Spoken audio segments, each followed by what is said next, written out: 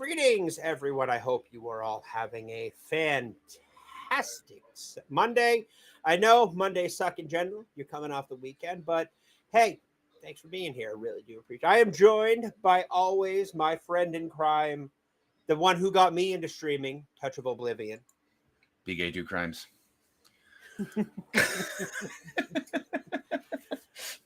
And today we are reviewing Chef. And if you don't know what this movie is, you are really missing out.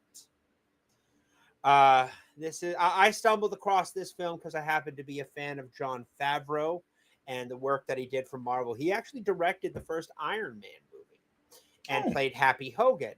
And when I found out that he did this film that he wrote and directed himself, I had to see it.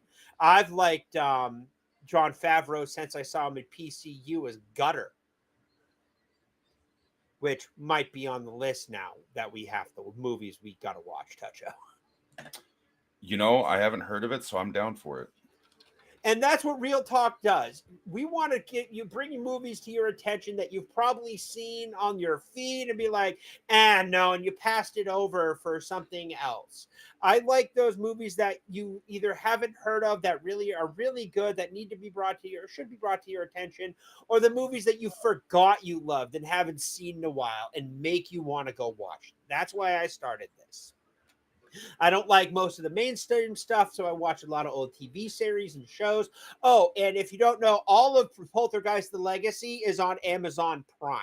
So if you are interested in a pre-Buffy supernatural style show, watch that. It is phenomenal. And it started off on freaking Showtime. So you get some really good, darker shit in there in the early 90s. I'll have to check that out. I haven't heard of it. Was it like... It has nothing to do with Poltergeist. The Poltergeist was tacked on for marketing. The show is about a secret society called the Legacy that helps keep evil at bay and good be good. Okay. You'll see the hints of everything that came after it. It's really, really good. Okay. That's good because I'm almost caught up on all my anime series that are actively releasing episodes, so I'm going to run out of shit to watch. It's by the way, it's like 22 episodes. It's a good old TV series. And it's serialized Monster of the Week style stuff before it became popular. It came right around the time of Vampire the Embraced. Oh man, I remember that show.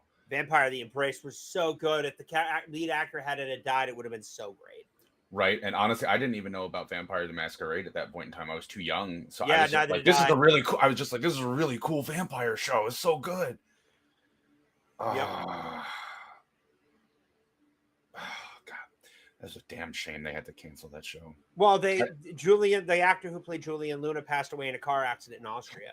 Right, I know. It's just like it's just sad that they didn't opt to hire somebody else, which, like, I know on the one hand it's respect for the guy who died, but at the same time, like, a whole bunch of people lost their jobs because you didn't opt to. And they lost a really good show. Yeah. Right up there with Sequest. Oh man, Sequest.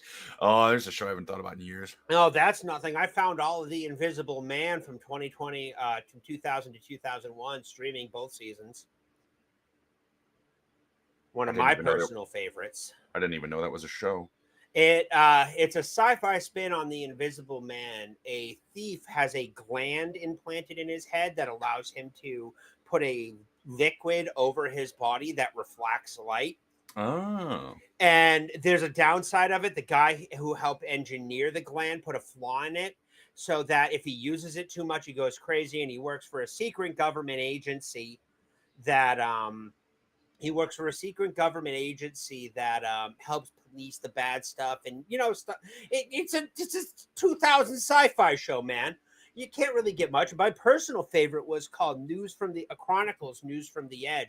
It was all about a tabloid newspaper that actually had true stories. Huh. And it only got one season, but it was so underrated. It happened. It went from 99 to 2000. It was one of my favorites. I always liked that horrible, cheesy serial stuff because it was just fun mental checkout stuff, And that's what TV should be, just fun mental checkout. Yeah. Unless you're watching like a So, documentary or something. so as always, for this show, we use a website called Criticless. I will put a pin in the chat for it. It is a free to sign up website that you can leave movie reviews. You can leave movie reviews on. It's run by people for people. You will get honest reviews and a far better rating than anything on Rotten Tomatoes or anything like that. You will get an honest, fair, and balanced thing. And there are typically no paid critics on this site. It is all people who went to see the movie or watched the movie and gave a review. So if you want a site like that where you're going to get people reviews by people for people, then this is the place you want to go for it. And I personally love it. Yeah, I like it since Brim had me start using it for the movies we go over. It's nice because it's not just like, yeah, I really liked this movie. It's like, it asks you things like, does it have a political leaning? Is there language? Is it violent? Is it family friendly? Like they ask you things and you can rate it on a scale. So if like there's a little swearing, you just say like, yeah, there's a little bit. And it It's lets got people know nice that. little sliders that you can Mhm. put everything. He's got a great retro 80s aesthetic as well. Yeah. So big And the shout nice out thing to is, Blaine from Criticless for setting this site up, man. yeah, and the other nice thing is that if you do decide to actually type up a review on top of all the little sliders, you can actually mark it to say like this has spoilers. So if someone's looking at the reviews, they can just be like, oh, I don't want to read that one, which is nice.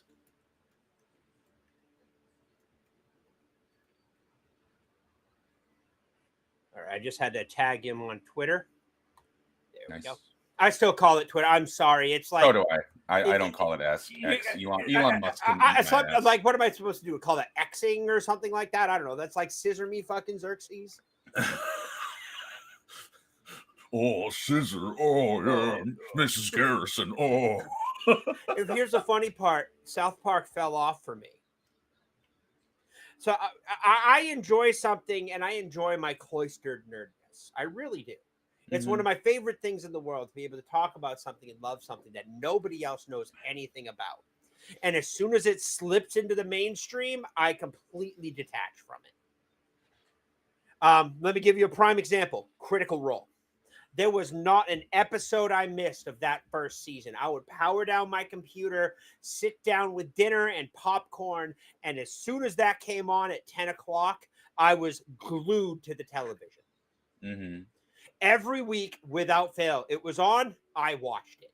And that first campaign was awesome because that's what an actual tabletop is like. It is complete and utter chaos. Then Right. all of a sudden, it goes mainstream. They shift it to a more of a production value, drop the live stream. But what was really cool about it when it first launched is you could send the cast pizza. Oh, that's fun. I You didn't know could that. interact with it. There was like 200 people in the chat when it started on Geek and Sundry, and I was right there. I talked to Laura Bailey through the chat. They used to interact with the chat. Mm-hmm. And that's what Twitch is, an interactive platform. That went away with season campaign 2 when they skyrocketed. Now I'm all for the success and stuff. Like seriously, good for them. I love their campaigns. And by the way, if things go well in the next 6 months or so, I'm waiting for something. I might actually be running a D&D campaign live. Ooh. Thursday nights. And it is set in Taldore because I'm waiting for the book to hit the VTT that I have. Okay. And I want to run in this world, but it's never been on the virtual tabletop till now. And they said they're working. They said they have the rights and they can't say anything else. I talked to the people who worked on the thing. Right. It's probably under NDA shit right now. There was an issue with the first printing of the book because it was done by Green Ronin, and Critical Role and Green Ronin lost. Something happened. There was a falling out. And they just were like, yeah, we can't do it. It can't get the rights to it. I'm like, that's all right. Whatever. I just needed to know. But the best part is the book that I have sitting behind me on my shelf is worth like $300 now. But I did buy the reprint of it that they did through Darrington Press, and I loved it. And while I'm not a big fan of Mercer's ST style. He's a great ST, but he's a better world builder. Mm-hmm. And he built a fantastic world. And I want to basically throw out everything that happened after campaign 1 and make my own shit. And that's what I plan on doing. I also want to run some Monster of the Week stuff down the line. I love running D&D and telling stories, and Tucho has been in my games on and off for the past, 12, 15 years? Somewhere in there, yeah. It's been definitely, it's been more than a decade. Yeah. So I love DMing and telling stories and entertaining other people. So yeah, but we're not here to talk about tabletop because I could do it all day. I really could do it all day. But we are here to talk about Chef, the Jon Favreau movie about a chef that has kind of lost his way in every aspect of life. And we are going to actually watch, what is it? We are going to actually watch the trailer for it before we get into this breakdown and review today. All right. Oh shit, it's already pulled up. All right, so we're gonna. Sorry, I don't have the $100 a month thing for what is it called? StreamYards. So I use Video Ninja, which is a browser URL set up through OBS. But yeah, okay. So we're gonna watch this trailer here. You got it, Tucho? Yeah, I mean, All let me.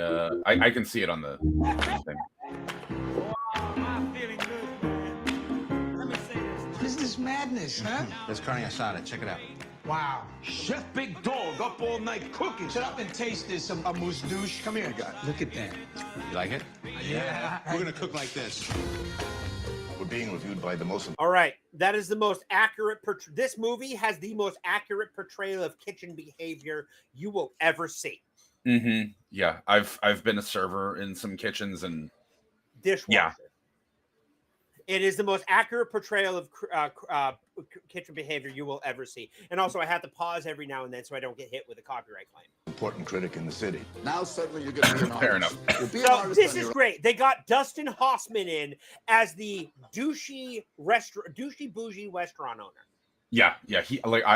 His role is so minor in the movie, but so impactful, and I really liked his performance. Like he did the perfect, like, I'm not gonna yell and scream at you, but I'm an idiot, but I'm also your boss, so too bad you gotta listen to me. Yeah. And you could tell he was kind of douchey in the beginning too. Like, when we get there, but own time. It's my restaurant. The kitchen is my yeah, domain. and That Scarlett was our Johansson. The deal is now changed. Yes. Either you stay or you go. So you're threatening to fire me now? No, I'm telling you what I'm prepared to do if you don't cook my menu. It's up. The review's out. His dramatic weight gain can only be explained by the fact that he must be eating all the food sent back to the kitchen. This critic savages him. Yeah. And I don't mean I mean utterly and completely beats the shit out of him. Yeah, that critic went hard. Like, That went really hard. yeah, the critic in this film, he goes so hard on him, and it's not just like the food was mediocre and boring, And that and needy like I would never go aunt back. with the sweaty cleavage who gives you a $5 bill and hopes you like her. Yeah. Savage. And which I'm gonna like that one. Might use that later in life. You didn't like what they wrote about you? I don't like it either. Who cares? I do. Because Scarlett Johansson. cook food that I was gonna cook. Oh There are God, chefs this that is cook there food is that they food believe porn in this. and people Mhm. will In every Absolutely. way. to a new Absolutely. experience and will end up That liking it. grilled cheese. Oh my God, don't even get me started on that So guy. do it. What are you writing? Oh, by the way, yes, this whole movie starts off with a social media meltdown Yep. that went viral. It's freaking great. Yeah, Just listen. it's hilarious, especially because Jon Favreau's character doesn't know social media. Like, he has his son help him set up the He account. has his 10 or 12-year-old son help him figure out Twitter at the time. Yeah. Because this is 2014 when this came out. They help him figure out Twitter at the time. Yeah, And he has no clue because he's not online. The guy literally eats, sleeps, fucks, and cooks. That's his life. Now, that's typically every chef who really loves what they do. yeah, that's fair. Reminds me of my stepdad. Unless you're Gordon Ramsay, in which case you're too busy bouncing between your 20 bajillion restaurants and filming reality shows every 2 months. Hey, you know what? You can knock Gordon Ramsay all you want. That guy is an amazing chef, and how fast he cuts onions is masterful. Apparently, his beef Wellington is the greatest food in the world, and I'm still too scared to tackle that meal. Send it. Somebody else Honestly, says I would love to visit Hell's Kitchen one day. Like not the spot in New York, like the I'm not TV going show near that restaurant. fucking city, man. That city's No. crazy. No, but I would love to one day be on like a trip to California or whatever and go to Hell's Kitchen, because then I can at least say like I ate at a Gordon Ramsay restaurant. That's fucking cool. I almost went to Vegas last year and went to that heart attack place where you weigh over 4 bills. They let you eat free.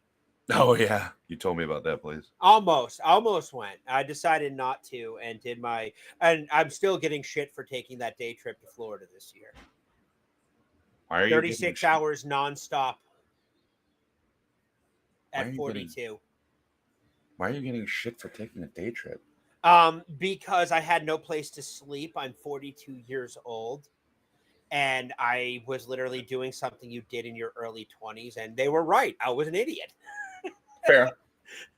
By the time, like, it would have been better if I had better shoes. I'll tell you about it later, but my shoes were old and they separated inside at the edge. It came unglued. So by the time I was done, I had blisters on the outside because of how I walk, on the outsides of both my foot and on the tip of my heel, that were preventing me from walking straight. Ouch. I remedied that this time. I got fucking Crocs that have pure, I have no foot arch and I have very wide, broad feet. Mm-hmm. So stepping down, I put my full weight on my foot, all of it.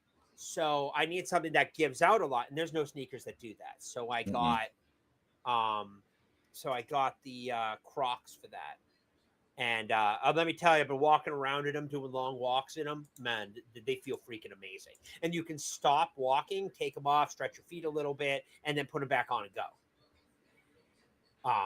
So yeah, it's a win-win all around, and I'm really happy I did the $40 investment into those because they're going to last me like 4 years. All right, so here we go. Back to this. So we're at this point in the thing. The guy gave him a mean review that's gone viral, and he called him out. Why don't you come by again tonight? I got a whole new menu just for you, asshole. Oh, no, That's not good. Give me the phone. Give me the phone. Don't do it. That's out there now, bro. What happens? Why would you do You that? can't take that back. By the way, that grilled cheese is Post pure anything food. since last night? Oh, absolutely. Wow. You realize how many people have read this? You're trending, bro. You're never going to be happy cooking for someone else. Food truck's a great idea. We're talking. Oh yeah, about Robert young, Downey white, Jr.'s in this. Yep. He actually plays a really good, nice asshole. Yeah, like the guy's a douche, but he's like trying to be helpful. He's a douche, but even though he is a douche, he respects the main character. Yeah, because he all the guy does is want to work, he wants to cook, and he wants to do stuff. He doesn't want to sit around and do nothing. He wants to do stuff. He's not a turd. V8 Chevy running the food truck. It's a blank canvas for your dreams. I'm gonna have him pull it around. Thank you. Don't thank me till you see it. So what are you gonna do? You're gonna laugh. Tony, Carl's got a taco truck. For real? I was so jealous. When I heard your voice, I was like, that's what I want to do.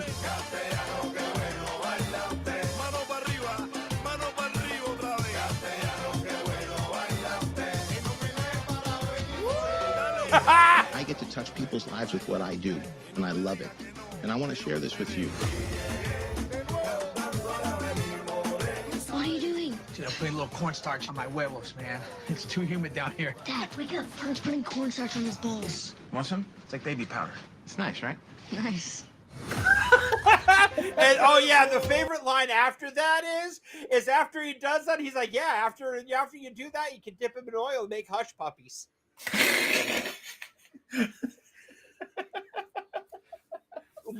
I love this movie in every way.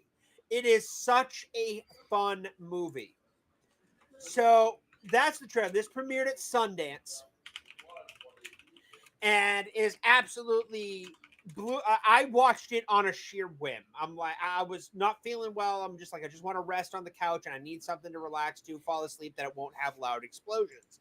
And I started watching Chef, and it was really good. I'm like, wow, this is really good. And then I kept watching. I'm like, this is amazing. And I watched it all the way through, and I'm like, I can't wait to watch this again. Yeah, I honestly, like, you know, like because of all the swearing and stuff, I wouldn't call it a family friendly movie in the sense of sit down with the kids and watch it. But I would say that this is definitely like a found family movie because it's like yes, he has his son, of course, but like you get like John Leguizamo's character who straight up just drops his career to go help his buddy with his food truck because he's like, fuck, man, that sounds like what I want to do. Like not the so. The movie has some really like poignant things. Like what the trailer doesn't tell you is that Carl Casper has an ex-wife. He's been at the restaurant for what, about 10 years, something like that. Yeah, he was an up-and-coming chef in Miami, and the same reviewer who gave him the break and gave him a stellar review is the same one that obliterated him. Now there's more to it. So he's in this restaurant, this really bougie restaurant that serves the same food every night. And every time he tries to change the menu, no one does it. And the owner is like, well, I want you to cook this. This is what works. I don't care about critic reviews. I want the foot traffic. I want the restaurant traffic. And that's all restaurant owners really care about. I mean, they'll have, the occasional menu changes up, but they'll never change the original. And these high-end bougie places don't just do a full menu of multiple things. They have a course meal style system, right? Where you'll like have four this appetizers, first, this second, this third, and each one complements each other. Yeah. Yeah, and they'll usually have like, if it's super bougie, they'll have like wine pairings with each thing. So like, okay, here's our appetizer. This comes with a white wine that pairs well with blah blah blah. All right, now here's our entree. It's this ribeye steak. So we've given you a nice red blah blah blah. They'll make it really bougie, and it's like $200 a freaking person for barely any food.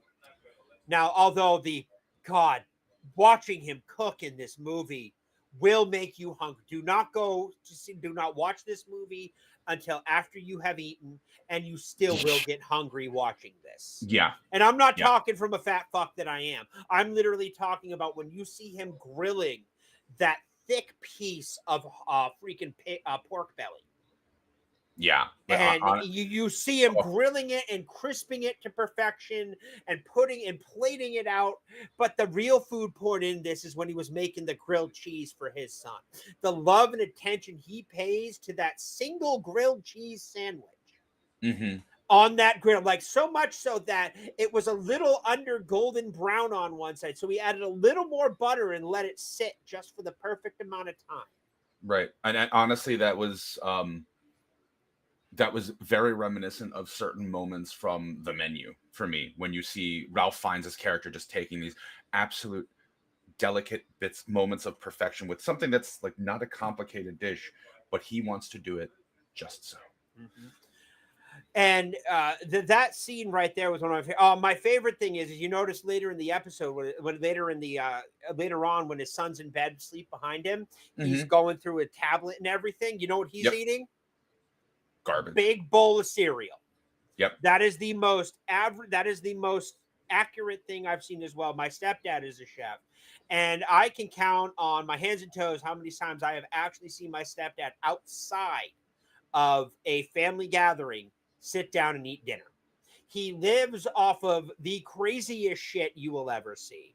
He eats junk food nonstop, and he's almost 70. Yeah, I mean, honestly, I have a buddy of mine in the UK who's a chef, and I've asked him before. I'm like, so, like, when you get done with work, do you go home and like make your wife and kid dinner? And he's like, "Fuck, he says I'll make them dinner, but for myself, I just something quick, simple. I don't cook for me. I cook for my kid because that's my kid, and I cook for my wife because she's got some disabilities. So like, her doing things in the kitchen probably not going to happen." No, I'm the same way. I don't like. I'll make food, but I'll just it's food. I'm not like I'll enjoy it.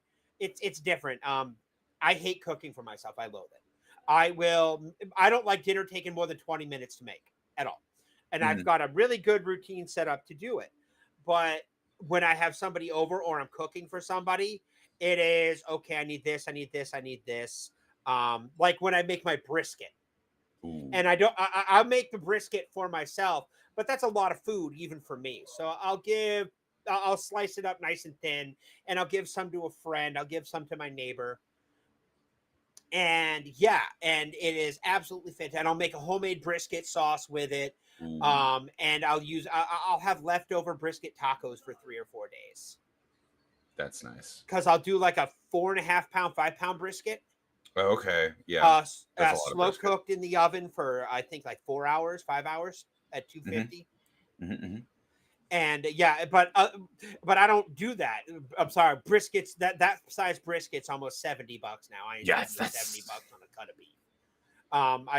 But when I cook for other people, I don't cook for other people. I make something awesome. I don't make myself something nice. I screw that. I'm not worth that crap. But this is so he's working the kitchen, and the guy brings in a hog. They actually butcher a hog, which is fantastic, and they're going over the menu and everything. And the guy comes in, he's like, hey, we got a critic review coming in today. And he's working with him. He's like, shit, I got to pick up the kid. He goes to pick up his kid. He's late, which is like, yeah, I'm used to it.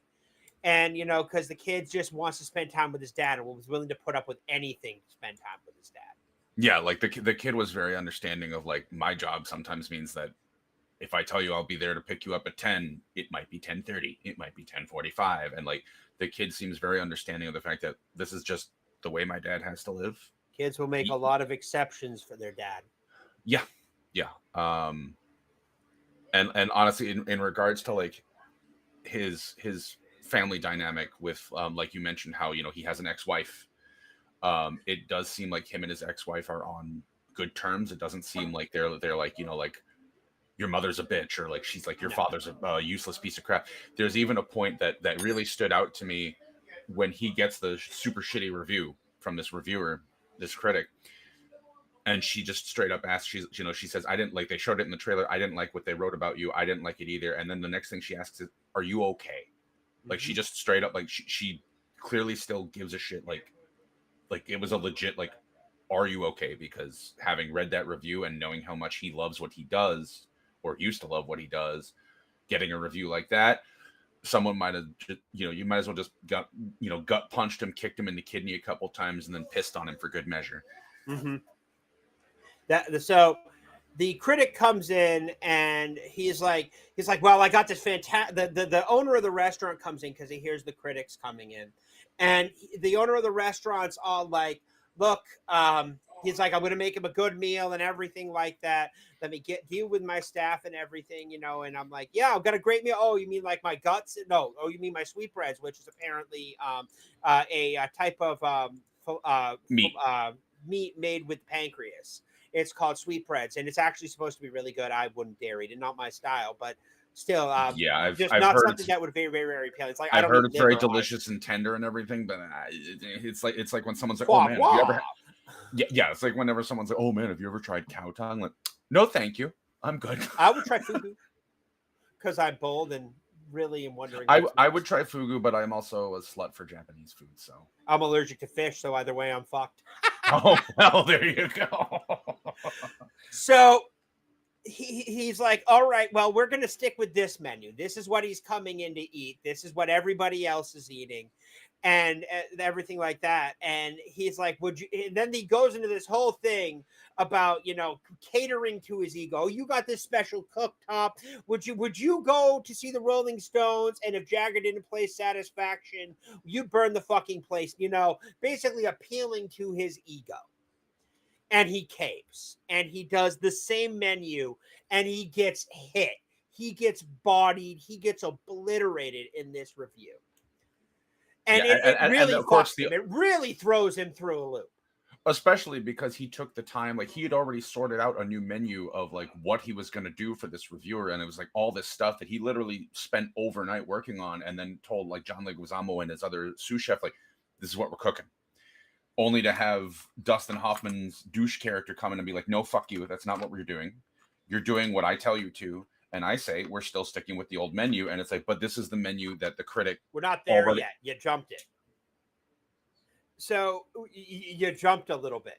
So he goes through, and the review really did him one. He's out taking shots with the crew. He reads the review and they're like, fuck this, whatever. Mm-hmm. Don't worry about it, but you can tell it's starting to get to him. Right, like they're So trying to be he's supportive talking and to Scarlett everything. And Johansson's character, Molly, who's the hostess at the restaurant. And they're outside in the high getting back, and they obviously go off somewhere to bump uglies. And you don't see it, but they do one better. He cooks for her, and he doesn't just cook for her. It is literal food porn. He cooks her up this amazing dish. It's an amazing pasta dish. It's got thin sliced garlic in olive oil and red peppers that he fries, and the garlic they melt. They're so thin that they melt. that looks so And good. he waits for it, and then he cooks up the pasta. He waits for it to cool a little bit, and so it's not deep frying the noodles. And he puts the pasta in it and serves that straight on the plate. And if you see the look on her face, he's like, he got fucked before, he's about to get fucked again, because it is literally sexually expressive through food. Yeah, And it is the way they did it. It's artsy as fuck, but it is so damn good. Yeah, like you can tell by the way that she looks at him, as she, like, first off, the way she's looking at him while he's cooking, like she's laying there on the bed in this like paint me like one of your French girls pose, and she's just watching him, and just like she's got that look on her face, like, oh my god, he's fucking hot. Oh my Not god, only look that, at he's him. hot, he can cook. Yeah, she's like, look at him work. Oh my god, this is like it's like, to her, it felt like the way that she was looking at him while he was cooking made me feel like when a groupie's You looking want at somebody to look at you like that. yeah, and it's like when a groupie's looking at their favorite rock star, that's the way she's looking at it. She was watching him play all of his best songs, and she's like, I'm gonna fuck this man tonight. That's Again. yeah, and then she eats the food, and like the moment that she does that that they showed in the trailer, and then looks at him, you can tell that she's like, oh, he's getting paid back for this, something fierce. Oh yeah. So it cuts to a scene, and he gets into it with his son about finding out about social media. It's a great segue because the scene just ends. Yeah, with like him and Scarlett Johansson, Molly. Yeah. Scarlett Johansson, her name is Molly's character, and the scene there's just no ends, and it make out or instantly anything. segues into the next thing. Like it's like this is the fantasy, and then bam, back to reality. Yeah, like there's no makeout scene, there's no touchy-feely like No, and that's what's it's great. It used sex without actually having to portray the actual act.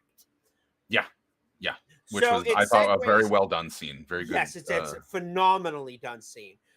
So it segues into his kid. He's talking with his kid, and they're like, "You got Twitter? Do you know what Twitter is?" He's like, "Yeah, can you set me up?" He does. And he talks to his son. They have he's not connecting with his son like he wants to. And you can tell, but he doesn't register it that way because it's at this point, he's still very much, he's here. I like having him here, but at the same time, I'm very much not here with him. I'm watching him. He's stressing out and everything. Like, yeah, he's stressing out because of the review, and he already has a very rough relationship with his son at this point anyways. So he sets him up on Twitter, and the kid goes to bed, and then he finally eats. And you see him eating a giant bowl of cereal, scrolling through. We're talking like a mixing bowl full of cereal. It was a huge ass bowl. Like, this wasn't huge just, ass I got a bowl. bowl. Like as my like the one you give the teenagers and a box of cereals in it. Because a teenager will each at a house and home. Trust me, I know. My friend has 3 of them. Oh, God. 3 teenage boys. Oh, no. That's even worse. Yeah, they're always complaining that there's never any food in the house.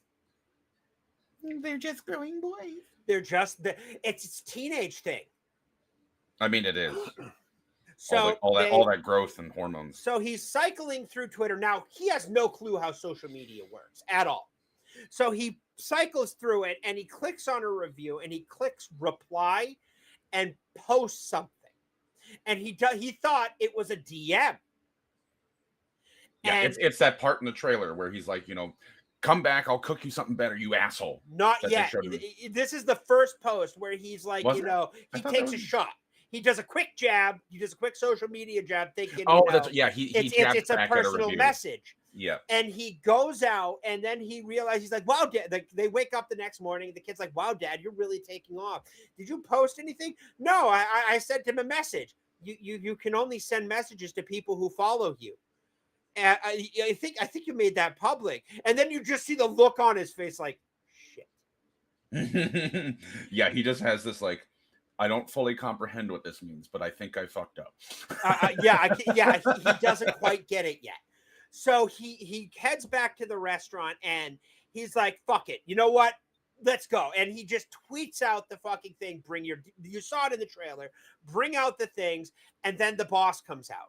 He's like, "Yeah, man, we're gonna do it tonight. It's gonna be awesome. He's coming by. I just called him out. It's gonna be great. Yeah, you're gonna have to serve this menu. I don't care about the critic reviews, and don't post anything again. And you're gonna have to apologize to him for disrespecting the most powerful critic in the world, in the city." And because he thought, the owner thought he was going to give the restaurant a bad review. Right, and there's also the fact that Dustin Hoffman, the owner, the reason that he's like, no, you're doing the normal menu. You're not changing anything. I don't give a crap about the critic. We have so many people who've booked tables tonight. Like, we're full up like we haven't been in a long time. And he tries to tell Dustin Hoffman, yeah, because I called this dude out and everyone knows he's coming. We need to do the new menu. Yeah. And the owner's just like, no, shut the fuck up. The foot traffic has nothing to do with the critic. Just do what I'm fucking telling you. Yeah. And he's like, seriously, what are you going to do? Fire me? No, I'm telling you what I'm ready to do if you don't cook my menu. And then he says, well, let's see how well you do without a chef, and leaves. He walks out. Now, this is actually only the beginning of the meltdown. And he goes home and does something absolutely amazing. What else? He starts cooking, but not a little cooking. I mean, he goes home and cooks. Yep. And he was cooking pork bellies. He was making something else with this green sauce. It looked delicious, like absolutely mouth-wateringly delicious. Yeah, he was doing the hardcore cookapalooza. He was doing the hardcore cookery. And as this is happening, the critic comes in and gets served the same menu. And he's tweeting about how he actually asked to talk to the chef, but in telling them, saying we had a spat, he's just like, he stepped out for the night or something, which probably sent him over the edge to really being like, oh, he challenges me, then he leaves. Yeah, like no one explained, like there was an argument with the ownership and he's pissed about it because he wanted to serve you something else and was told that this is what he has to serve. Instead of being honest with the critic so that he can at least be like, well, I didn't get the chance to have my rematch with the chef because apparently their ownership's a bunch of idiots. Yeah. Instead of getting that, they just tell him like, oh yeah, he stepped out. So it's like, you asked me to come here and that you're going to do better. And you serve me the same shit that I already told you is shit. Well, fuck you very much. So he finds out what's happening on Twitter and he calls the restaurant. Molly answers. He's like, it's really busy. I can't answer. He's like, what are you serving? I really can't answer right now. They're serving the menu. And that's when it hits the fan because he comes back to the restaurant and he goes off on the critic. Yeah. Like full on Streisand meltdown. Yeah, he's like, it's a lava cake. And what's worse is everybody does what everybody does at this point in time. They pull out their phones and they start recording. Yeah, and you see him go off on this critic, especially over the lava cakes, because I guess like when the critic did his review, the biggest thing he shit on was the chocolate lava cake and saying like it wasn't molten in the middle or whatever. And he just goes off, like literally grabs critic's molten lava cake, crushes it in his hand, like throws it back down and goes, it's fucking molten. It's molten. And just full meltdown. Like, it's hilarious to watch, but you feel so bad because Jon Favreau actually is it's a decent actor. Yeah, he did very well in this movie. And the meltdown was legit. You could actually thought he was breaking. So it skips and he goes and everything, like he goes home and everything like that. And he talks to Molly and he's like, I don't know what I'm going to do. I need to find a job. So he talks to his ex-wife's publicist. Which is, and by the way, that was not the turn I expected that to take. They share the kid, but throughout the series and their interactions, she's still in love with him. But something happened where they can't be together, and they never explain what. And that's one of the things you kind of got to accept, that she is in love with him, but something happened and they separated. They still care about each other. They share the kid, but they can't be together. Right. I mean, like I mentioned earlier, like the fact that she actually stops and goes like, I didn't like what they said about you. That's bullshit. And like then Yeah. asks if he's okay. Like they make it very clear that yes, they're separated, they're not together anymore, but that there's still at least some kind of deep friendship there, if not more. But it's leaning towards this is probably more like if whatever happened didn't happen, they'd probably still be together. Mm-hmm. So, hey, buddy. Sorry, dog. Dog Dog wants time. attention. Dog The time. needy little bitch corgi needs attention. Sammy needs attention. I can't have you jump up, buddy. I can't. I have wires and you like to chew. And he pulls them out of my ear and he sits right here. Oh, great. Of course. So he talks to his ex-wife. He's like, well, I need to go to Miami. And he was a big breakthrough in Miami. She's like, why don't you come with me? Get away from her. He's like, I need to find a job. I don't have money. Well, luckily for you, the nanny just canceled and you can come with us anyways. And you can watch our kid. So he's like, fine. Oh, and you can meet with Martin while you're there. Marvin or I forget. Is it Marvin or Martin? I think it was Martin. I'll check IMDb real quick. IMDb. Yeah. What are we? Chef 2014. I love how the first still It's on no, that's it's Marvin. Martin's okay. John Leguizamo. I love how the first still on the IMDb page, because of course they have that window with the trailer there. Mm-hmm. Before the trailer starts playing, it's literally a still of him screaming at the critic. So he goes to Miami and she's like, well, you can't be, I don't want to meet with Marvin. Marvin's her ex-husband because she's divorced again. Mm-hmm. Marvin's her ex-husband and everything like that. And he's like, I'm not meeting with you. But in the meantime, they're like, well, she's from Little Havana. And he's like, hey, why don't we go see, he wants to see his abuelito, which is grandfather, apparently, in Spanish. I don't know. I actually I speak 2 languages, English and bad English. I know bits of German and everything, but I can't speak anything else fluently. But you pick up on stuff. I'm not that dumb. So her abuelito, which is his grandfather, play at a club. And he's like, oh, cool. What does my grandfather do? And he goes there and they're having a blast. And he finds out that his grandfather actually is a Cuban musician and they play Spanish music. And man, it is good. God, that is such a good scene. Yeah, I love that scene. Because when the music starts, it starts off easy, and then it kicks up the beat, and then suddenly everybody starts dancing, including his mom and dad. And he looks up and he smiles, seeing his mom and dad be mom and dad. Mm-hmm. Because that's what every kid wants. They don't want drama. They just want mom and dad being mom and dad. So they get out of the restaurant. They get out, skip to another scene later, and they head over to a restaurant, and they're sitting there talking and eating and everything, and they get served some Cuban food, some absolutely fantastic looking Cuban food. Yes. And if you haven't had a Cuban sandwich, highly recommend it. It's ham, pork, mustard, pickle, and Swiss cheese pressed down on a tight sandwich until golden brown. Mwah! It's delicious. It will make you hungry. So they're sitting there at the table talking, and they bring out this food, and Cuban sandwiches are there. And he's like, oh, I should wake him up. He needs to try this. He's like, no, let him sleep. And the grandfather in Spanish is like, no, let him sleep. I'm like, how is he from Miami and he doesn't speak, and his wife's Cuban and he doesn't speak Spanish?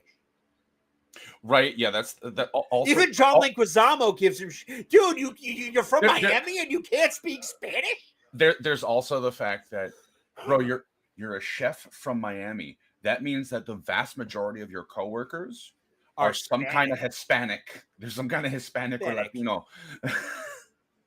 So he's like, no, quick, and then she goes like, this is such good food, and she's like, yours are better. Also, a real quick aside, because I had the IMDb page open, I just realized.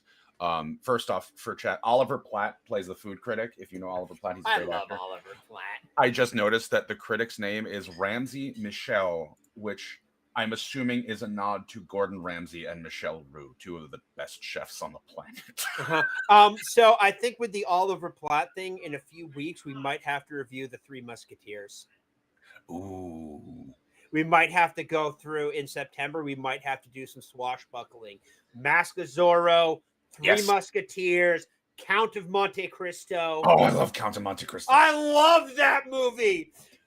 At the end, Dantes, how am I here? Oh, very painfully. How Right. fast will this end? Very quickly. Also, Richard Harris's performance Oh, in as Count of Monte Grease. Cristo. Oh, Well, yeah, September is swashbuckling month. you got it on the list already? Oh, what are you talking about? I don't need a list for that shit. Mask of Zorro, Count of Monte Cristo, and freaking Three Musketeers. We'll review those three in September. You know what else could be a good swashbuckly thing just because it also includes the Three Musketeers? Man in the Iron Mask. Man in the Iron Mask is definitely could be on that list. There's some good swashbuckly things like that a whole Alexander Dumas phase of books of chivalry and honor and stuff like that was always really good. I never read them, like not that it's bad. I'm more of a Dickens reader. Because while he was flowery in language, he was still very much to the point and didn't draw it out. Whereas I do enjoy Shakespeare drew it out and other authors drew it out. Yeah, I enjoy Dickens' writing style. Mm-hmm. It was entertaining, but still on point. But we're not here to talk about Dickens. We're here to talk about Chef. Where were we? So, and they're talking, and she's like, "Do you think people like home would like this?" And she's like, "Yeah, people would love this back home." And he's like, maybe I will meet with Marvin. So it steps into the next scene after that. And he's gone into an office and he guessed there's some really, Martin's a really quirky, crazy guy. He doesn't do it, not just quirky and crazy.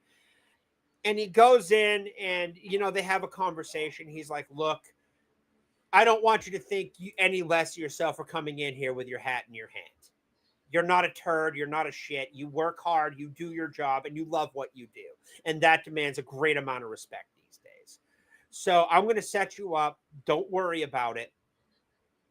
And don't worry about it. And you can get out. So he gives him a food truck, a really beat to shit, dirty, nasty, horrible food truck. Right. And like they show you in the trailer when he's like, oh man, thank you. Don't thank me until you see it. Don't thank me until you see it.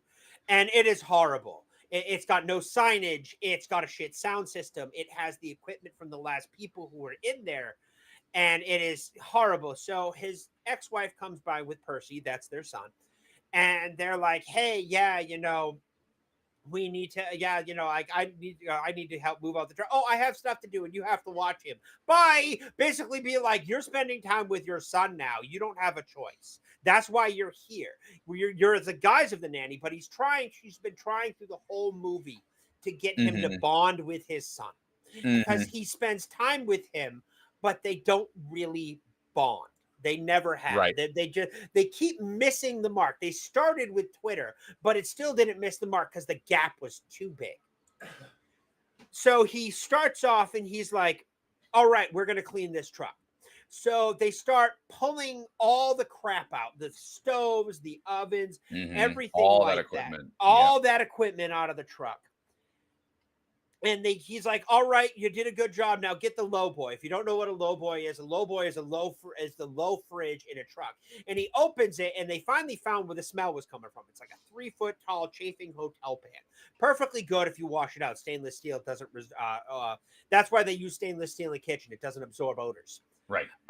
So he tosses it in the trash and he's like, pull that out of the trash. That's a perfectly good hotel pan. We're going to need that. And he's like, no, it's nasty. That's disgusting. He's like, pull it out of the trash. And they have a father-son battle of wills right there. And I don't care what you say. A father-son battle of wills means they're connected. Yeah, they were enjoying doing something together. The kid didn't like it because it was cleaning, but that's because it was cleaning. But he was still doing it. But when they clashed, they connected. Yep. And he's like, no, I'm not doing it. And why are you so mean to me? And runs into the building that they're in front of and sits down. And Carl gets out of the truck. He scrapes out the hotel pan, puts it to the side. And he goes over to his son. He's like, look, I'm sorry I yelled at you. I'm sorry I was mean to you, which he wasn't. He was telling his kid to do the right thing, by the way. Yeah. That's like, like trying to teach him what he does. And that was a big part of it. And Right. he goes in, he's like, I can't get a hold of your mom. I got to get some stuff for the truck. You want to come with me to help? So they go to a restaurant supply store, and this is like a candy store for a guy like me. I have a great love of kitchen appliances. I hate cooking for myself, but I love cooking for other people. So I have all sorts of crazy kitchen gadgets in my kitchen. And they go in and they find a fryolator, which they're going to make platanos with. They're going with a they go in, they find a stove, a good six burner stove, which is fantastic. Made me jealous. And they get some, and it has a griddle top, which is even better. I would drool for a stove like that. And they got the two plachino, the plachinos, the things that grill it's a George Foreman grill, Yeah, it was but on basically a a George far Foreman more grill. industrial scale. Yeah. Yeah, I think And the it's kid a even calls it a workhorse. George Foreman grill, and the dad's like, "No, this is better." This is better. And I actually, that one of those is on my Amazon wish list. It's like $70 because I want to try taking a crack and making Cubans at home. So they're like, yeah, we want to get one of these. And so they go to checkout, and he's going over the order forms and everything like that. And it's like, yeah, give me that 6-inch chef knife and the one with the plastic handle and the sheath for it. So he looks at his son. He's like, this is a chef's knife. I'm going to teach you how to use this. This is very sharp, and it will put you in the hospital. The kitchen with the stuff in the kitchen is the kitchen's, but the knives belong to the chef. It's your job to keep it sharp. It's your job to take care of it. And it's kind of like, hey, I'm sorry. Let's find a medium ground here. This was a really big scene with that chef's. Yeah, absolutely. Yeah, that was the a huge first moment. step of him trying to show his son and bond with his son on a very meaningful level. And it segues in. They go back to the truck and they try loading stuff onto it. And up pulls a cab, and it's Marvin, the sous chef from the last. You find out he got promoted to sous chef from the last restaurant. And he's like, I quit. As soon as I heard you were doing a food truck, I quit. He's like, this is what I want to do. That's great. How much is it paid? Nothing. Fantastic. I'll take the job. And just, that best friend banter that only best friends can have. Yeah, and especially I think it's a mix of best friend banter and also peers that respect each other in the same field kind of banter, where like they both know each other, they know how to work together, they know that like, okay, I'm gonna pull my weight, you're gonna pull your weight, together we're gonna get this shit done. So he's like, all right, they were trying to load the stove on the back of the truck. And, John Leguizamo actually goes, is like, hey, he yells out to some guys in Spanish. You don't actually see what he says because this is from Carl Casper's point of view. Carl Casper doesn't understand Spanish. And he yells at them and he goes, all right, you go to the market, you get food, and we will, I got some stuff to make and stuff like that. You go take care of stuff and we'll get all this stuff up on the truck for you. So they get it all up they help him load up the truck. And he's like, all right, you need to go to the market and you need to get food because I promise these guys the best sandwich they're ever going to have in their life. So he takes his son Percy to a farmer's market because most chefs would prefer to get it at the farmer's market. Right. Local, over fresh produce. So this ain't no Kitchen Nightmares episode. He gets some Spanish food. He gets some plantains and he goes back to the truck and he gives Marvin the food and then he goes to do something else. And this is where we cut to Marvin.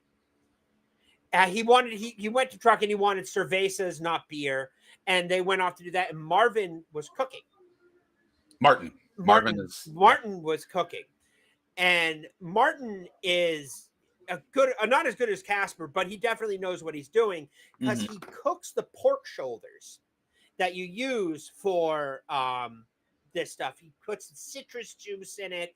He puts in other stuff and he lets them sit for a bit. And then he tossed them in the oven and they came out and looked like they were brushed down with mustard, like a very, non-granule mustard. Yeah. And they look so good coming out of the oven. They really and they're sitting there. Phenomenal. And then his son then Percy goes, why did we get it here? We can just get it at the store. And they both look at each other like, you sure he's your kid? Yeah, that was funny.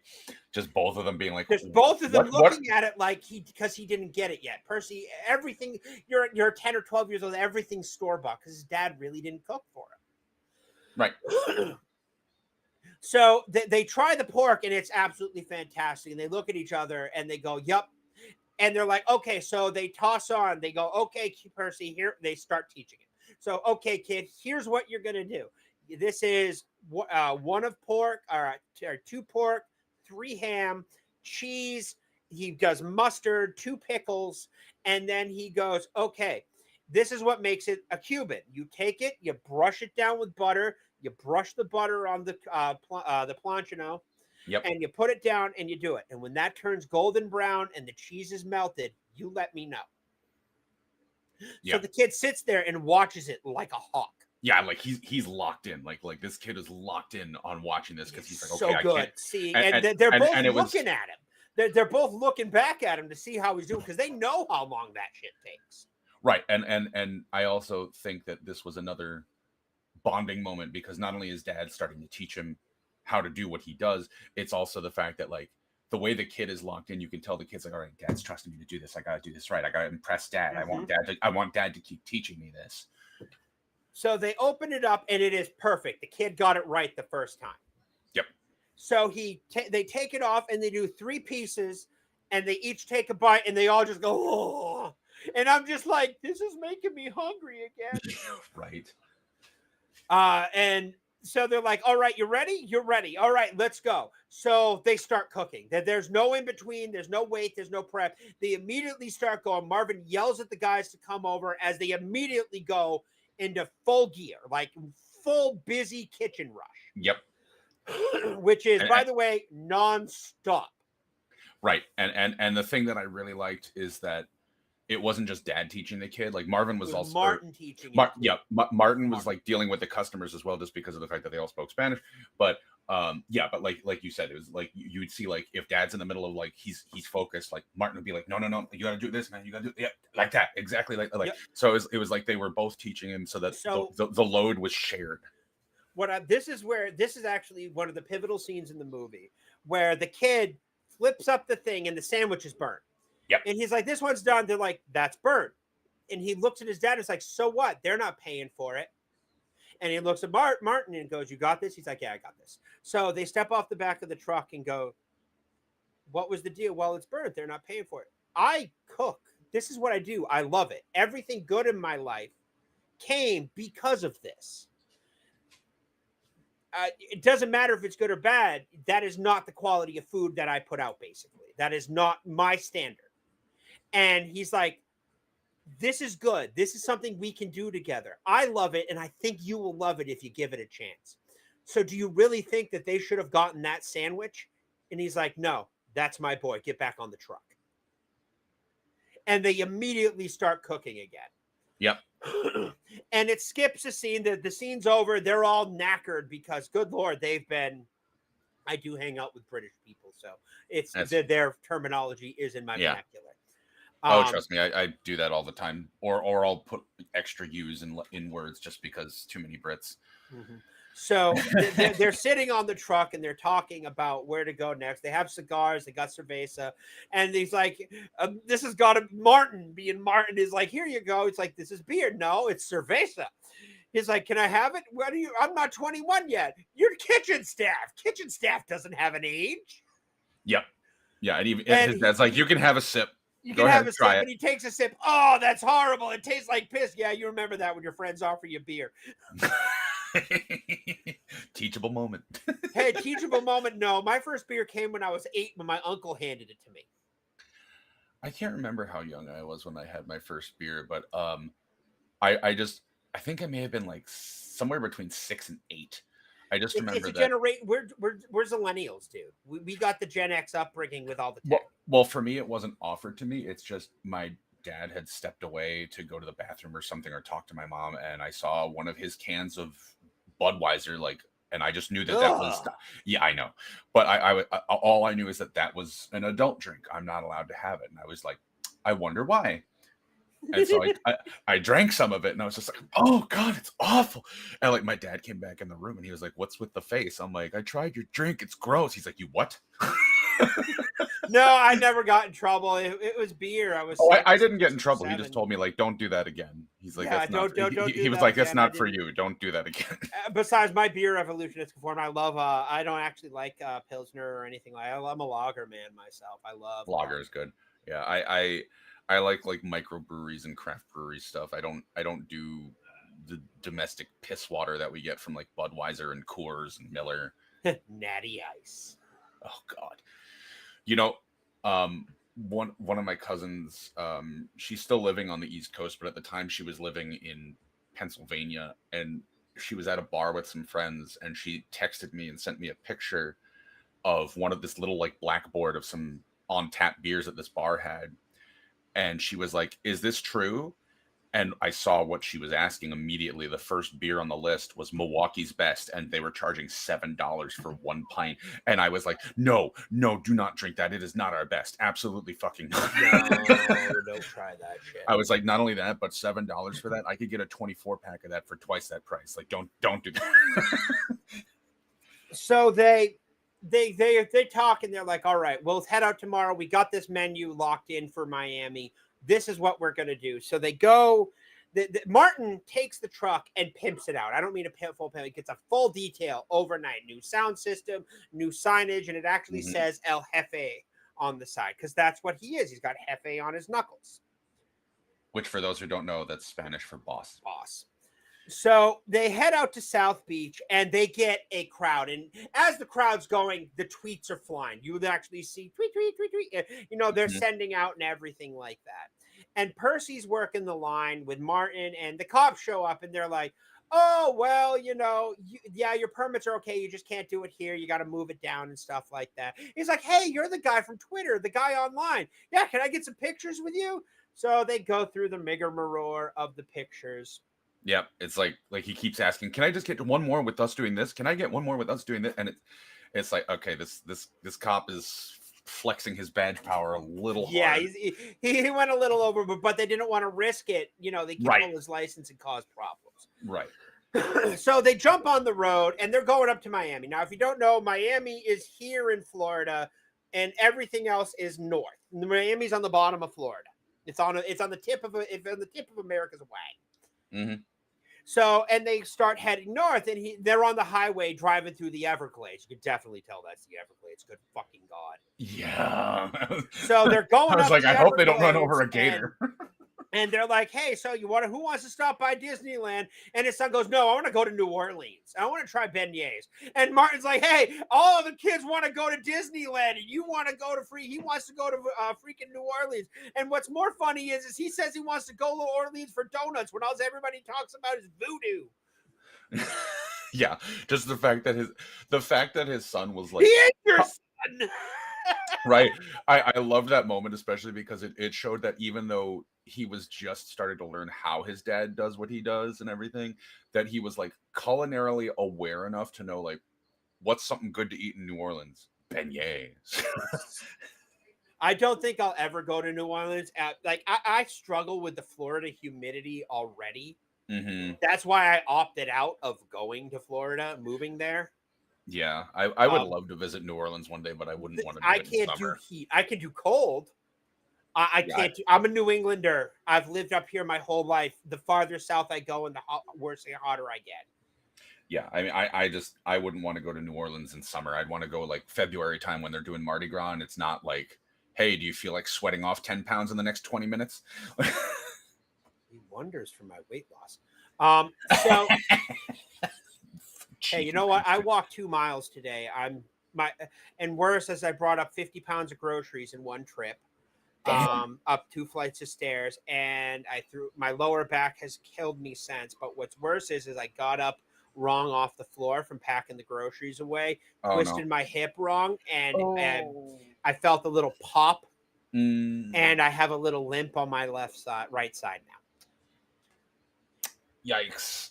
That's oof. I've had hip pops before. Those things always hurt. Yeah, so I'm just like, okay, it's still full rotational. No reason to call the ER. I probably just pulled something that hasn't been stretched in 2 decades. Probably. So they go to New Orleans. They park the truck, and they're like, all right, let's go. Is this the French Quarter? No, the French Quarter's for tourists. We're going over here. So they go over and they get beignets, which are I don't apparently they're a type of donut that is like put in flour, and they're apparently very unique. The how they taste is very unique to New Orleans because it does no taste like it anywhere else in the world. And so they start spending time. They're like, hey, he got a coffee and they got a bag of beignets. And they're walking around and they're eating. He's like, so we got any shopping to do? No, I just want to take you to get some donuts. And then he kind of realizes the kid just looks up at his dad and smiles because his dad did this just to spend time with him. Yeah. Yeah, there was definitely a shift there of like dad's not the big stressing shift. out like dad's not stressing out about job anymore because he's fallen back in love with his craft because he was miserable at that restaurant because he was cooking the same shit over and over and over again, and it wasn't fun, it wasn't creative, it wasn't flavorful, it was bougie bullshit that I'm sure there were probably 24 other places within a 25-mile radius you could get the same shit. My stepdad makes amazing pulled pork. Ooh, pulled pork. But my favorite personal thing that he makes is his meatloaf, and I found out a secret. Ooh. I do love a good meatloaf. So you make a meatloaf, you use your hands and you mix everything together, right? Of course, absolutely. Not the way to do it. Really? You toss it in a KitchenAid, and you put the bread hook on it,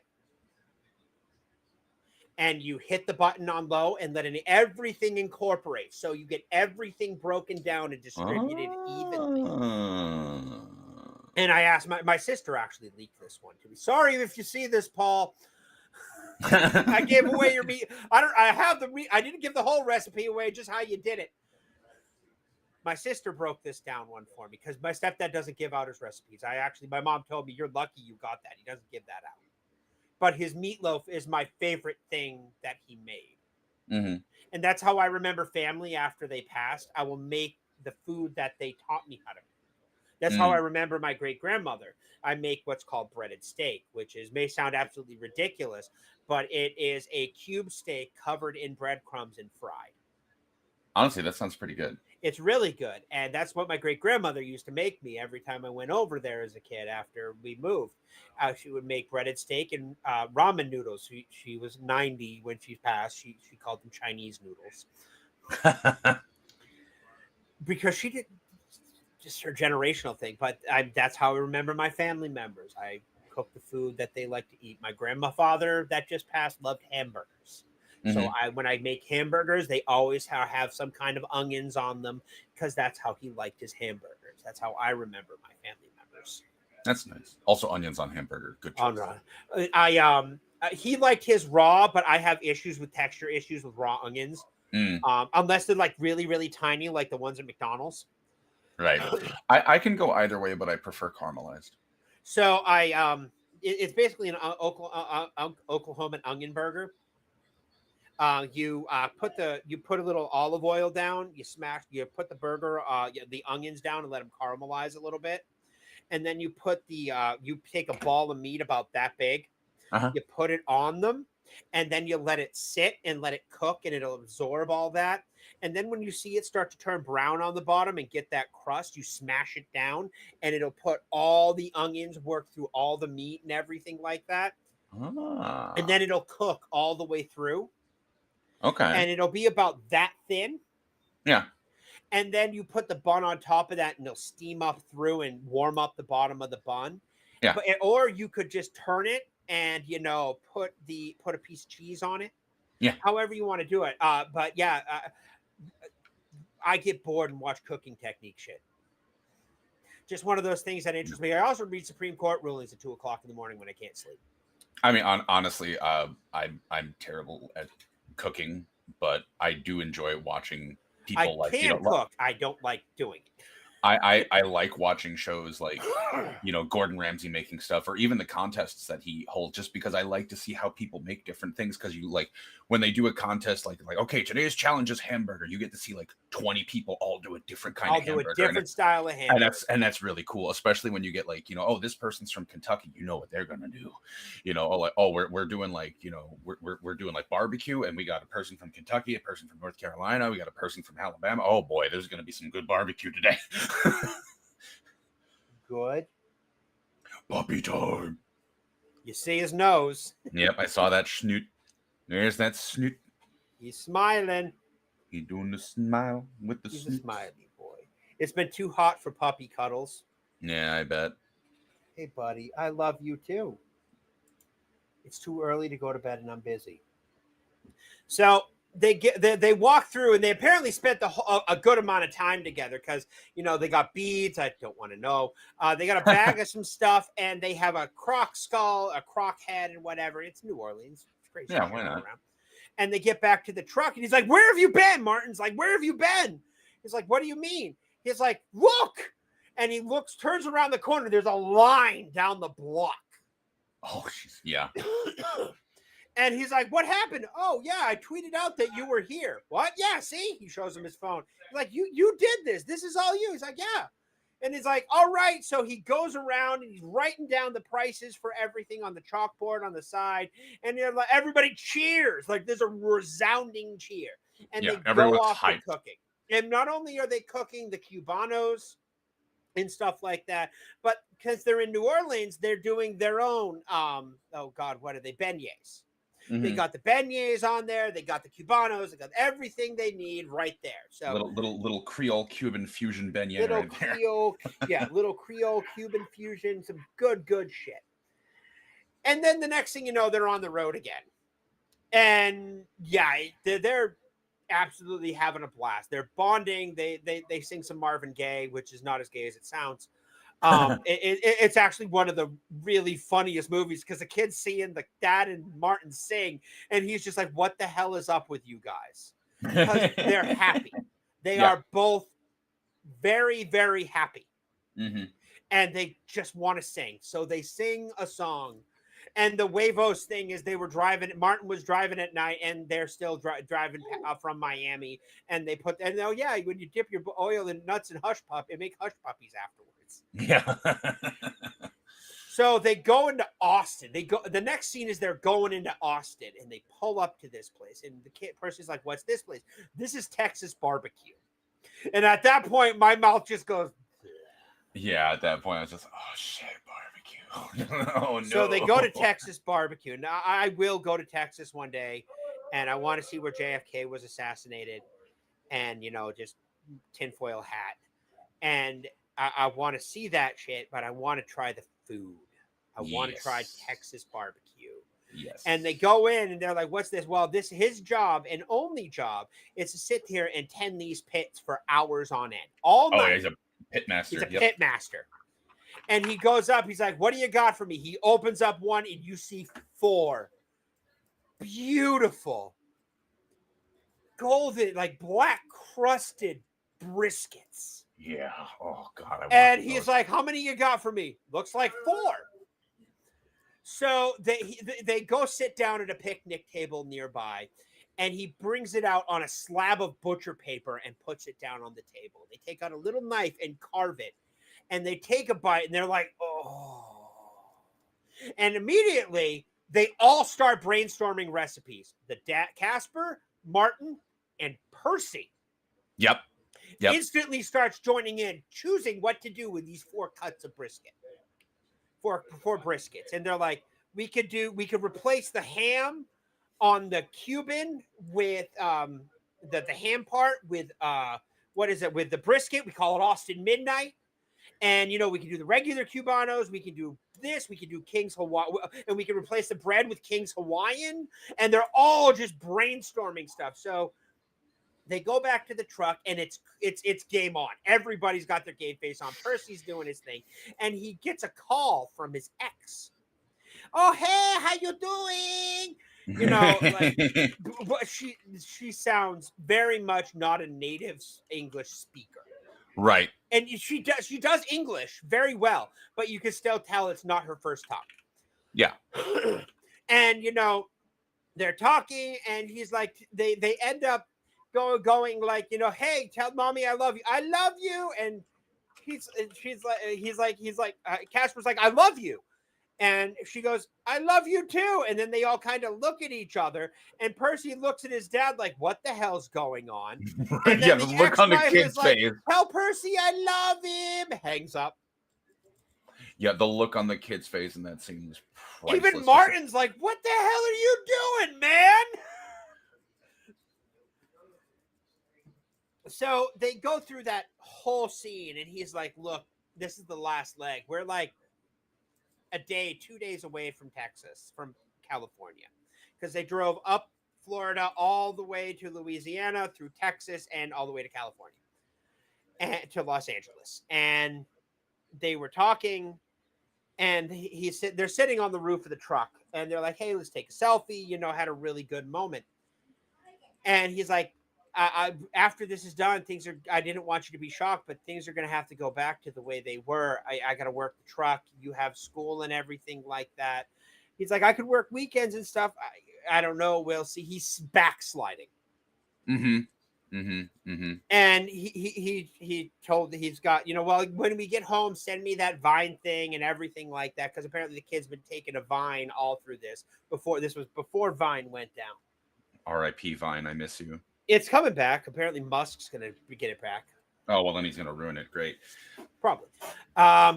So they're like, okay, he doesn't want to, but he just will remember that, kind of like, I remember we did this together. I'm happy for now, shit Yeah. like that. Yeah. Good So bonding. the next scene, it drops him off at his mom's house. He has all his stuff. He gives him a big hug. The kid did not want to leave his dad. Yeah, definitely not. And they go back, and they go back, and he goes and sits down in an empty apartment after what had to be like a week on the road. Probably around there, yeah. A week on the road, sleeping in a crummy van, and he sits there and he gets an email from his son, and it's a Vine, and it's all the little stuff that they did throughout their whole trip. And he looks like he's about to cry, but doesn't. Stoic guy. Yeah. And he calls his son, and he's like, man. he starts to go, you can work on the truck. I watched the Vine. You can work on the truck for weekends and after school. All your homework has to be done, and all the money goes to your college fund and all this stuff. He's like, you could hear the excitement in the kid's voice in the silence. Yeah. That was there. And he's like, Mom, Dad wants me to work on the truck. Yeah. And I love that. Then you get a letter card. You get a card. Then some upbeat music picks up. Sorry, I skipped ahead. You get some upbeat music. Yeah. And it segues to a food truck festival. You got food truck here, food truck here, food truck here. And in the middle, at the top, is El Jefe's food truck. And it is packed. Everyone wants this food truck. Everybody. Now, I want this food truck, and it doesn't even fucking exist. Yeah, I agree there. I would, if I could go every day, I would. So there's Percy, his ex-wife Inez, Casper, and Martin all work in the truck together. And Ramsey Michelle, the critic, walks up, and Inez looks at him. He's like, "We got no food for you." And he's like, "Could I speak with the chef?" And Inez looks over and goes, "No." And then Casper looks over, and then she looks at Casper, and he's like, "Can I speak with you?" And he goes, "Yeah." And he takes off the gloves. He has, latex gloves on. He steps off the truck. His and they have a gear. conversation. And he's like, "What the hell? What were you cooking before?" "I didn't have any control over the menu. It wasn't my fault." "Well, whatever you're doing, this is really good." "What are you doing picking a fight with me, man? I buy ink by the barrel." And I wouldn't challenge you to a fight. I wouldn't challenge you to a cook-off. One of my favorite lines in the whole movie, by the way, is that little exchange right there. Yeah. And he goes, "I honestly thought I was sending you a DM." And I honestly didn't know anybody would see that. I sent it to you. I thought I was sending it to you directly. I didn't know that. I thought it was theater. That's why we were playing it up. And that's how the internet works. It's all theater. Right. Of course. And if you figure that out, you win the internet. So they're like, "Well, I can't write about this because I can't write about it if it's something I have a vested interest in. As you know, I sold my website. It made a lot of money, and I just bought a place. It's zoned out. You can cook whatever you want. You can make whatever you want. You can hire whoever you want, and you can do whatever you want, and you can be yourself again. And yeah, but don't think about it. Don't rush into it. I wouldn't blame you if you had some trust issues, which arguably who wouldn't Right. after that scathing review. Of course. And he goes, okay, and but keep this up. This is really good, and walks back. And Martin pops his head out. He goes, "Hey, that was a lot of not of you him. That was a lot of you not punching him." He's like, "Yeah, I think we just found our new business partner." Then it segues to a card 6 months later. Yep. Where they are at the restaurant. It's called El Jefe. Of course. And it is a very small. It had like, what did we see? It had maybe like 10 tables at most. Yeah, it was very small. Very place. small restaurant, very small kitchen, meant for a very intimate atmosphere. But it has a sign that says closed for private event. And it pans through. You see Percy and Ramsey Michelle trying to. He's trying to go after. Ramsey Michelle's trying to go after the food, and Percy's the one swatting him away from the food that was being prepared. And you segue in, and you see it go over a cake topper. The grandfather's playing on the stage. Yep. And Casper and his ex-wife have remarried, and they're dancing, and they look like everybody is having the best time. Like life has been fixed because of this. And it goes on, and he picks up and puts Percy on his shoulders, and the three of them dance, and then it ends. That's the end of the movie. And I gotta say, the ending was a little rushed. It could have gone another 10 minutes figuring stuff out. But honestly, I can deal with that. This movie is absolutely fantastic. That was such a great ending. Yeah, and honestly, I'm very glad you recommended this because I'd never even heard of the movie, let alone seen it. And like I wasn't expecting out of it what it delivered. You know, really well at Sundance. Yeah. And I can see why.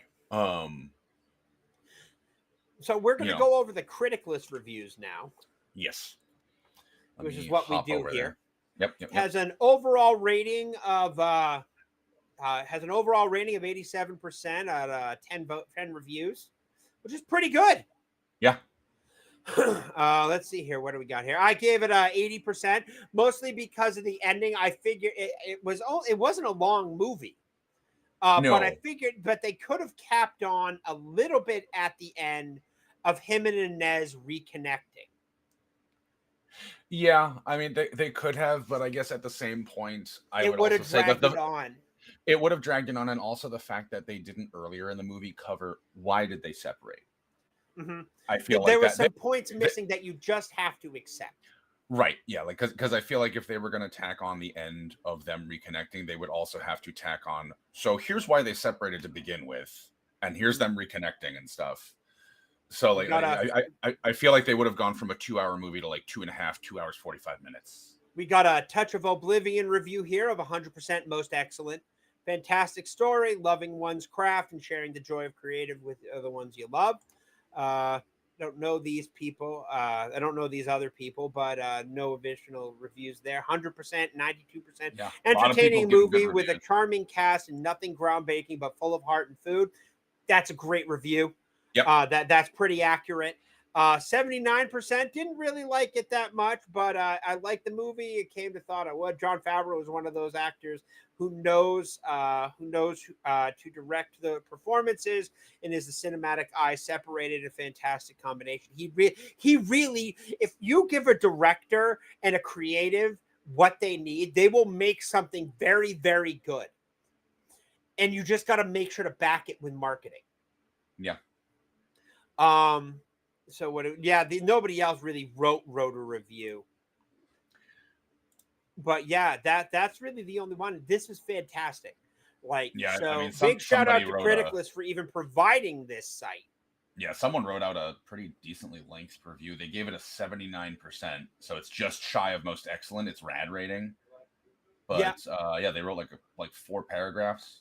Oh yeah, nice, real fantastic guy. It's right. He's right. Yeah. But yeah, no, that's a good little review. I'll give that a like. Yeah, I'll give this one a like from what's their name? Pages in Courier. Yep. Yeah, pretty decent review Decent without being review. too spoilery, which is And good. all these people are on Critic List. I know it's a shameless plug, but this website really is fantastic. Like, yeah, I like it.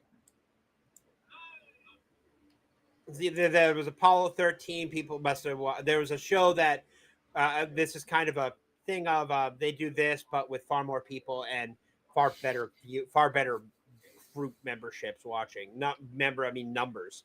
But they reviewed all of Apollo 13 this week, and I was actually watching that before we went live because Jim Lovell died last week. Oh shit! Really? I didn't know that. Yep, Jim Lovell died, so he reviewed this. We might have to review The Departed at some point. Damn. Love that flick. But no, we'll do Swashbuckling September. But no, Yes. that's our review of Chef. Seriously. Such an underrated movie that everybody should check out. It's on so many streaming services free. You'll find it eventually. Check it out. You will enjoy it. Yeah, we were watching it off of Tubi. Yeah, it's on Tubi right now. It bounces around. It's not popular, and it should be far more popular than it is. Yeah, absolutely. But shockingly enough, I mentioned the movie to a friend earlier today, and they were like, "Oh, I love that movie." And I'm like, "Oh, hell yeah, they've seen it. Great." So this is where we end. Next week, we're keeping up with the food tradition stuff. We will be watching and reviewing The Menu with Ray Fiennes and Anya Taylor-Joy, which I thought was absolutely awesome flick. Yeah, I loved that movie. I watched it a few months ago. I think shortly before it left Netflix, or it was leaving whatever it was on at the time. And I remember being like, "Oh, it's Ralph Fiennes. Like, there's no such thing as me finding a movie that sucks that has him in it. It doesn't suspense happen. drama with horror elements. It's not a horror movie though, despite what everybody will tell you. Yeah, they marketed it as a horror film, and it's a suspenseful thriller with some minor horror elements. Good. But it's very, remember, very cheeseburger's $9.95 with fries. Yep, cheeseburger is $9.95 with fries. Mm-hmm. So that is what we will be reviewing next week. I do appreciate everybody who came out. If you did like stream, leave a comment. It's got to get taken out of rotation so it does other videos can get promoted. But I did do a full review of King of the Hill episode and overarching season review. So if you do like the King of the Hill, the revival, check out my opinions on the arcing and the overall and the good, the bad, and the ugly. And each episode got a review as well. So you have about an hour's worth of video to watch. But yeah, thank you so much for watching. And we will catch you next on Sunday with The Menu. Have a great rest of your night, folks. Bye.